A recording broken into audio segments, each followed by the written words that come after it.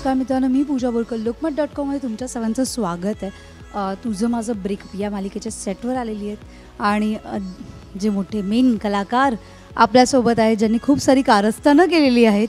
म्हणजे तुझं माझं ब्रेकअप हे नाव असू शकतं का? हो, कारण आत्ता जर आपण बघू रियालिटी जी काही सोसायटीमध्ये चालू आहे, खूप जणांचे डिवोर्सेस होत आहेत. म्हणजे विच इज अ फॅक्ट होत आहेत. एका वर्षातच नाही बाबा तुझं माझं पटत नाही आहे, आपण डिवोर्स घेऊया. मोठी मोठी लग्नही झाली की या यंदाच्या एक बरीच कर्तव्य झाली 2017 व्हॉट यू से? नाही, तसं नाही आहे. मुद्दा असा आहे की काही केसेस आहेत जे समजून घेणार, दोन्ही पार्टनर जर समजून घेणारे असले तर ते होतं. तर इथे असं आहे की इगो प्रॉब्लेम्स, इगो हा सगळ्यात मोठा माणसाचं हे आहे. तर इगो हर्ट झाला ना की मग सगळं संपतं, मग भांडणं सुरू होतात आणि त्या गोष्टी खूप घडत आहेत. कारण ना आम्हाला फेसबुकला वगैरे असे मेसेज येतात की आमच्या आयुष्यात सेम घडते असंच होतं. आणि काय होतं, दोघे माणसं आहेत तर त्या दोघांच्या नंतर जेव्हा फॅमिली ॲड होते तेव्हा अजून कॉम्प्लिकेशन्स निर्माण होतात. तर वेगळ्या फॅमिलीमध्ये येऊन ती पोरगी जेव्हा हे करते, राहते, ती फॅमिलीचं त्यांचं बॅकग्राऊंड काहीतरी वेगळं असतो, राहण्याचं हे वेगळं असतं, स्टाईल वेगळी असते. तर त्यामध्ये राहून जेव्हा कॉम्प्लिकेशन येतात ना तर तेव्हा ते जड होतं डोक्याला. मग टेन्शन येतं, मग स्ट्रेस येतो.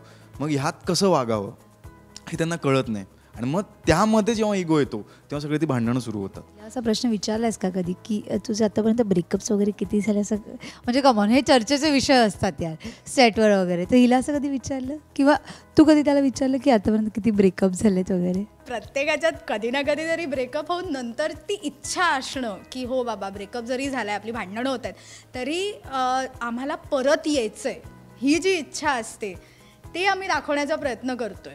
आणि माझ्यामध्ये त्याच्यामध्येच खरी मज्जा आणि त्याच्यामध्येच खरं प्रेम आहे. हो, आणि काय होतं, हे बघ आता साईड्स आहेत त्यावर आपण पार्टनर शोधत असतो. तर पार्टनर शोधायला आपला वेळ लागतो. मग आपण पहिल्या भेटीत आपल्याला असं वाटतं की हा आपला पार्टनर आहे. पण पुढे जेव्हा आपल्याला कळतं नाही बाबा याचा विचार काहीतरी वेगळेच आहेत आणि ते होत नाही आहे. आणि थोडे असे असतात की सुरुवातीला ना हो हो हो हो म्हणत असतात की हां ठीक आहे, हे पण मला ॲक्सेप्ट आहे, हे पण ॲक्सेप्ट आहे. पण जेव्हा सगळ्या गोष्टी एक एक बदलायला लागतात ना तेव्हा म्हणतात नाही मला हे ॲक्सेप्ट नाही आहे. अरे पण तू म्हणाला होतास ना आधी, तू म्हणाली होतीस ना आधी असं होतं, नाही आता मला हे ॲक्सेप्ट नाही आहे. तर या गोष्टींमुळे कुठेतरी ब्रेकअप होत. आता असं म्हणायला गेलं तर टिल द टाईम आपल्या आईवडिलांच्याही पिढीपर्यंत असं एक होतं डोक्यात की लग्न झाल्यावर तुला त्या घरी जायचं आहे, संसार करायचा आहे. जरी वर्किंग वुमेन असल्या तरीही अल्टिमेटली असं होतं की नाही, बायकोचा पगार हा नवऱ्यापेक्षा कमीच असला पाहिजे. हे कुठे म्हणजे जेव्हा नवरा तुम्ही बघाल अरेंज मॅरेजमध्ये तरी त्याचा पगार हिच्यापेक्षा जास्त आहे ना, हेच बघितलं जायचं, जे आता होत नाही.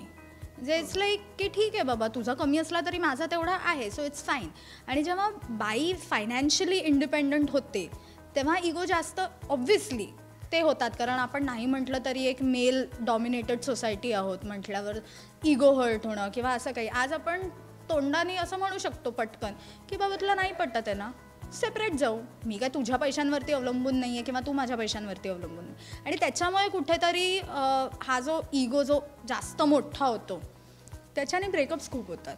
एखाद्या मुलीमध्ये अशी कोणती गोष्ट तुला खरंच ही माझ्या बायकोमध्ये हा गुण पाहिजे? समजून घेणं, बस, अजून काहीच नाही. हां म्हणजे कारण माझं एक करिअर वेगळं आहे, तिचं काहीतरी करिअर वेगळं असेल, तर दोघांचं स्ट्रेस वेगळं असेल. तर ह्या सगळ्यामध्ये समजून घेणं हे सगळ्यात महत्त्वाचं असतं. असं नको व्हायला की यार तू मला वेळच देत नाही. असं क्लिअर केलं की मला इंडस्ट्रीच्या बाहेरची मुलगी पाहिजे, मला इंडस्ट्रीतली नको आहे. बरोबर आहे. तुला कसा पाहिजे मुलगा?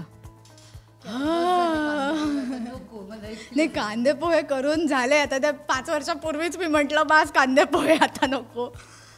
मी ॲक्च्युली विचार नाही केला, म्हणजे तेव्हा केला होता कसा असावा वगैरे, आणि मग नंतर असा रियालिटी चेक मिळाला की ते सगळं फक्त आपण ना जेव्हा स्क्रीनवरती करतो ना तेव्हाच फक्त असतं, रियालिटीत असं काही घडत नाही. त्यामुळे सध्या तरी मी त्या झोनमध्ये नाही आहे. ऑलमोस्ट दोघांचं लाईफ क्लिअर आहे पर्सनल आयुष्यात. पण मला आता ऑनियर यायला आवडेल की दोघांना प्रचंड सासूबाई त्रास देत आहेत. तुझा छळ आयुष्य म्हणजे आता किती अजून किती व्हायचा बाकी आहे? You'll have to wait and watch.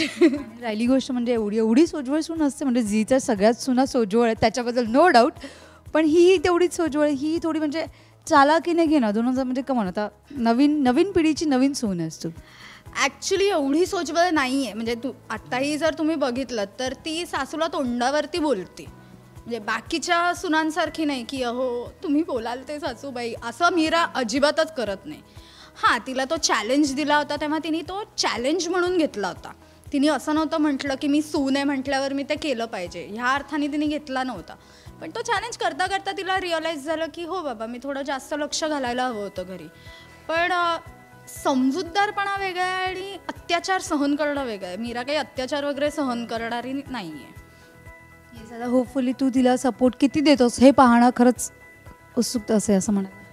Support करतो ना तिला सिरियलमध्ये. अजिबात नाही, म्हणजे अक्षरशः शिया अगर हे कसला हा नवरा, म्हणजे एवढं कोणी भोळं असतं का प्लीज, बायको एवढी स्ट्रॉंग आहे तर. पण ॲक्च्युली इंस्टाग्रामवरती मला डिरेक्ट मेसेज आलेला आहे आणि आपल्याच वयाची मुलगी, पण तिला बाळही आहे. ती म्हणाली माझ्या घरी हेच घडतं, पण फक्त एवढाच फरक आहे की माझ्या नवऱ्यानेही मला सपोर्ट केला नव्हता जेव्हा सासूबाईंनी असं म्हटलं तेव्हा. त्यामुळे अनफॉर्च्युनेटली आमचा डिवोर्स झाला. आता 1 वर्ष झालं आहे. फरक एवढाच आहे की माझ्या पदरी मूल आहे. आणि म्हणजे हे असे जेव्हा आम्ही वाचतो आणि हे ऑन ॲन ॲव्हरेज डेली एकतरी कुठल्या तरी नवीन व्यक्तीचा मेसेज येत असतो. सो असं म्हटल्यावर कुठेतरी आपल्याला वाटतं, म्हणजे बरंही वाटतं इन अ वे की अरे आपली सिरियल रिलेटेबल आहे, फार रिअलिस्टिक आहे. पण कुठेतरी असंही वाटतं की चायला एवढं घडतंय की एकीने सांगितलं होतं की लिटरली म्हणजे की माझे सासूनी माझं कौतुक झालं घरी, जेवण छान झालंय म्हटल्यावर. तर नवरा उशिरा येणार होता घरी, सासऱ्यांनी कौतुक केलं की अगं वा भाजी खूप छान झाली आहे, तर सासूनी त्यात जेन्युइनली मीठ घातलं. आणि हे आपण फक्त टी व्हीवर किंवा फिल्म्समध्ये बघतो, त्यामुळे मलाही ते म्हणजे अगं हे फक्त पडद्यावर घडतं. ती म्हणाली नाही, हे खऱ्या आयुष्यात घडलेलं आहे म्हटल्यावर कसं रिॲक्ट व्हावं हे मला कधी कधी खरंच रिप्लाय काय द्यावा हेच कळत नाही. म्हणजे प्रत्येक घरोघरी मातीच्या चुली, म्हणजे प्रत्येक घरोघरी फक्त एक म्हणजे जी मुलगी असते तिलाच आयुष्यात एकटी संसार करायचा. संसार म्हटलं की आपण दोघं असं म्हणतो, पण हा संसार खरं तर मुलगीच करते. हां, म्हणजे आता तू म्हणशील तर समीरलाच घे ना, चहाचा कप तिकडेच ठेवणार. आता असं असताना मला माझं घर साफ ठेवायचं आहे, आता तुला 10,000 वेळा मी सांगेन तो चहाचा कप उचल, तिकडे मार्क राहतो टेबलवर, आता ऐकणारच नसेल तर मीराला तो उचलून ठेवावाच लागणार आहे. पण ॲक्च्युली हे विषय ना न संपणारे आहेत. हे खरंच हा टॉक पण न संपणारे विषय आहेत, राईट? हो, ॲक्च्युली तसंच आहे ते. कारण वर्षानुवर्षाचा तसा स्वभाव असेल तर मग तो कसा बदलेल ना.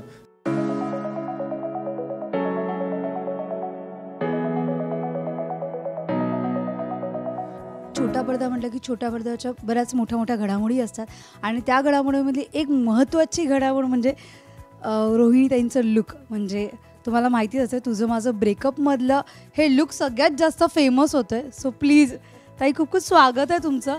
आणि स्वागताच्या आधी माझ्या मते लुक हे खूप जास्त अट्रॅक्शन आणि खूप जास्त चर्चेचा विषय झालेला आहे. हो, मला सुद्धा हा लुक तसा सरप्रायझिंगच होता. कारण जेव्हा लुक टेस्ट म्हणजे सगळं झालं आणि लुक टेस्टची जेव्हा वेळ आली तेव्हा मी म्हटलं माझ्याकडे एक ब्लॅक अँड व्हाईट केसांचा आहे वेग, तो मी घालून फोटोग्राफ पाठवते तुम्हाला.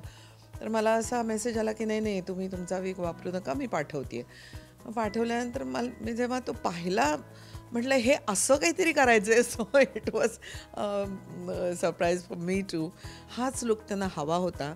तो एवढ्याचसाठी की आजकाल कोणीही सगळ्या आज्या म्हणजे माझ्यापेक्षा इव्हन मोठ्या वयाच्या ज्या बायका आहेत त्यासुद्धा आजकाल सलवार कमीज सर्रास वापरतात. पूर्वीसारखं आता राहिलेलं नाही आहे की नाही साडीच नेसायला पाहिजे.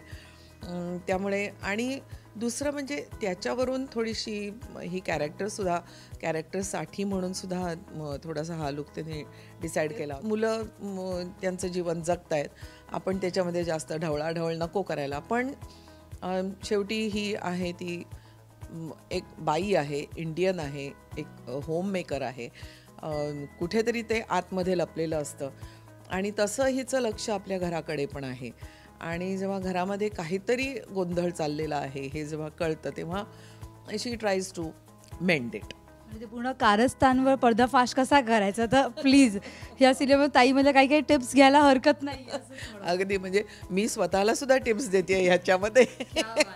ताई, मी एक विचारीन, म्हणजे होणारं सुनमीमधला तो लुक होता तुमचा आणि आजचा हा लुक, त्या दोन्हीमधला कोणता लुक तुम्हाला म्हणतात ना म्हणजे साहजिक आहे, कधी वेळ आली तर असाही लुक घ्यावा, कधी वेळ आली तर तसाही लुक घ्यावा. होणार सुनमीमध्ये नवरा गेला, 4 मुलांना सांभाळायचे, मग स्वतःच्या पायावर उभं राहायचे आणि त्या ह्याच्यामधून तो भारदस्तपणा जो भागीरथीमध्ये आला होता किंवा जो कॉन्फिडन्स त्यांच्यामध्ये आला होता, तो कॉन्फिडन्स आणि हा कॉन्फिडन्स हा कम्प्लिटली वेगळा आहे. कारण इथे नवरा होता तो थोडासा विक्षिप्त असं नाही पण जुनाट विचारांचा होता आणि त्यामुळे तेव्हा ती गप्प बसून सगळं त्याचं ऐकत असेल कदाचित. पण त्याच्यानंतर जेव्हा स्वतःला तो गेल्यानंतर स्वतःनी जेव्हा हे केलं आता, त्यामुळे मग मला जे करता आलं नाही ते आता मी करणार आहे असा कुठेतरी जो मी नवरा असताना मी त्याचं सगळं ऐकलं आहे, आता माझं सगळ्यांनी ऐकायचं आणि आता मी सांगेन ती पूर्व दिशा आणि मी मला काय ते माझं काय ते मी माझं बघीन. हा जो ही जी तफावत आहे विचारांची ही या 2 कॅरेक्टर्समध्ये मला वाटते. नक्की. पण त्या भूमिकेमधली कोणती गोष्ट सिमिलर आहे तुमच्यामध्ये आणि या भूमिकेमधली कोणती गोष्ट सिमिलर आहे तुमच्या? तसं सिमिलर असं मला सांगता नाही येणार. कारण जरी त्या काय ॲडव्हान्स्ड विचाराच्या असतील, पुरातन नसतील, पुरोगामी आपण म्हणतो तशा विचारांच्या होत्या, तसंच त्यांनी नातवाला वाढवलेलं आहे आणि तसंच सुनांना त्यांनी सपोर्ट केलेला आहे. सो तिथे त्या कम्प्लिटली आपण फॉर विमेन असं म्हणू शकतो की नाही समाज हा पुढे गेला पाहिजे असं कुठेतरी त्याच्यामध्ये त्यांचं हे होतं. तसं व्यक्तिगत बाबतीमध्ये ह्या कॅरेक्टरचं म्हणजे देसाई आजींचं व्यक्तिगत बाबतीमध्ये तुम्ही किती स्वतःला संसारामधून काढून घेताय किंवा नाही काढून घेताय आणि कुठे इन्व्हॉल्वमेंट करायची आणि कुठे इन्व्हॉल्वमेंट नाही करायची हे जास्त या कॅरेक्टरमधून महत्त्वाचं आहे की आपण एकदा ते त्यांचं जीवन जगतायत ना, मग आपण ढवळाढवळ नाही करायची. जेव्हा त्यांना प्रॉब्लेम असेल तेव्हा आपण ते सांगावं. कधी कधी असं वाटतं मी सुद्धा स्वतःला डिस्कवर करते किंवा मला सुद्धा काही गोष्टी अनुभवायला मिळाल्यामुळे म्हणजे कॅरेक्टरच्या थ्रू अनुभवायला मिळाल्यामुळे मला स्वतःला रोहिणी अटंगडी म्हणून शिकता येत आहेत.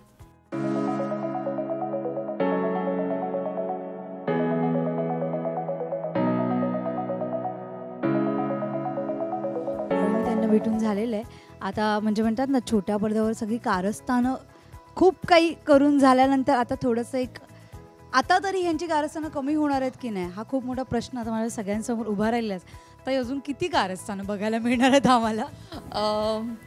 मलाही वाटलं होतं असं की जरा सटलं असेल कॅरेक्टर, थोडी कमी दुष्ट असेल ही बाई सुरुवातीला, पण ते तसं नाही आहे. फायनली स्वभावाची खोड काही जात नाही, त्यामुळे अजून काय काय गमती जमती दिसणारच आहेत आपल्याला. किती कारस्थानं वगैरे मी काही सांगणार नाही आत्ता, पण कारस्थानं गंमत मज्जा चालू राहणार आहे.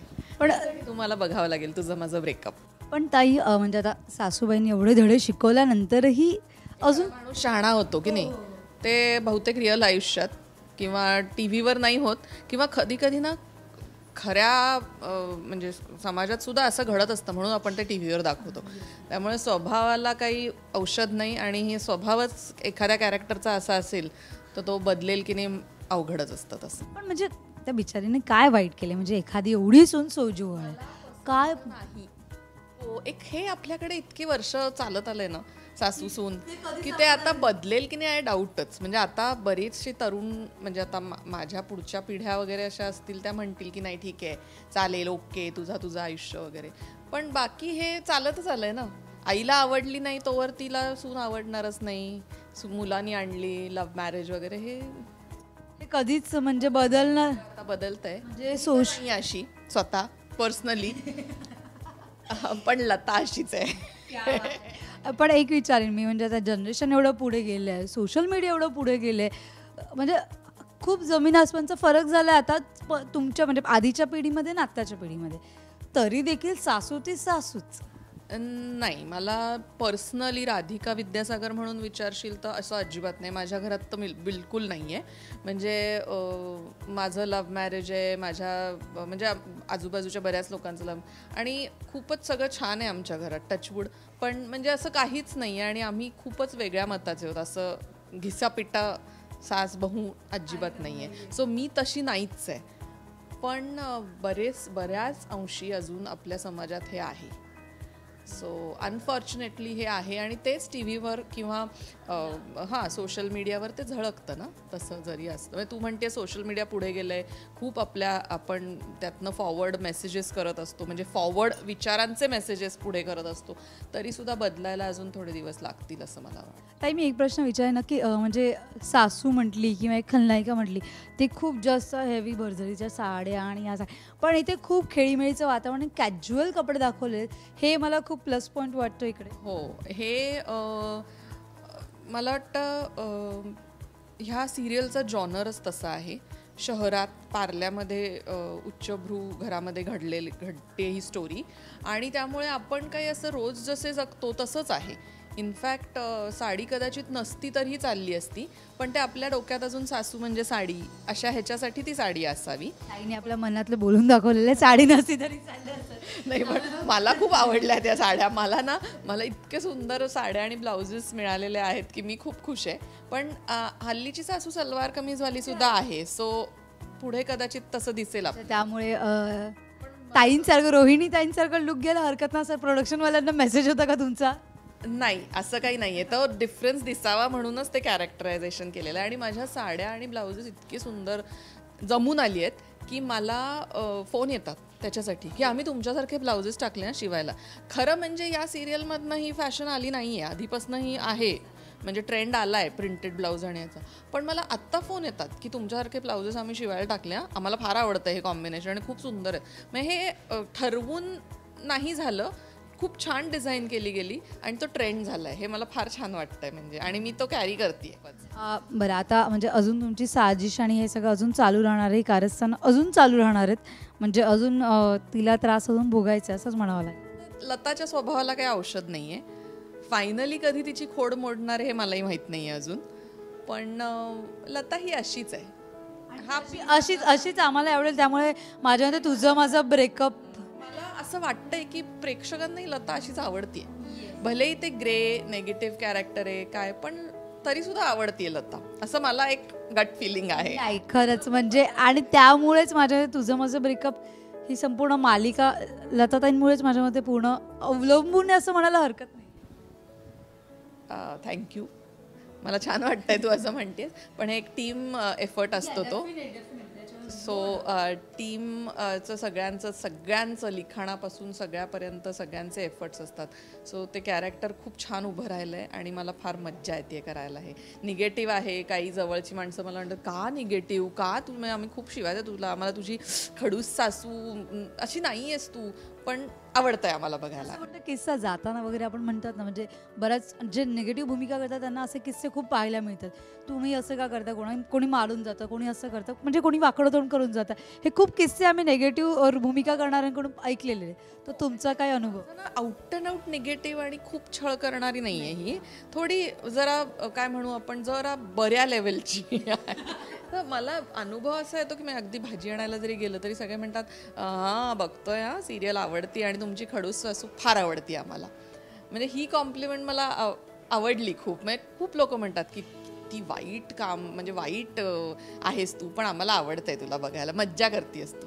शेवटचं वाक्यात सगळं काही बोलून तुझं मला तू आवडतेस मला, हे खूपच छान आहे. आणि हे ना सगळं म्हणलं ना, कॅरेक्टर उभं करण्यात लिखाणापासून सगळ्यांचे एफर्ट्स आहेत. सो त्यांना पण थँक्यू. प्रेक्षकांना जातं आता काय सांग? प्रेक्षकांना सांगायचं आहे की तुझं माझं ब्रेकअप नक्की फॉलो करा, बघा. आम्हाला तुम्ही बघता तेव्हा आमचा TRP वाढतो आणि आम्हाला खूप खूप प्रोत्साहन मिळतं त्यामुळे, आणि हीच खरी पावती असते मायबाप प्रेक्षकांकडून.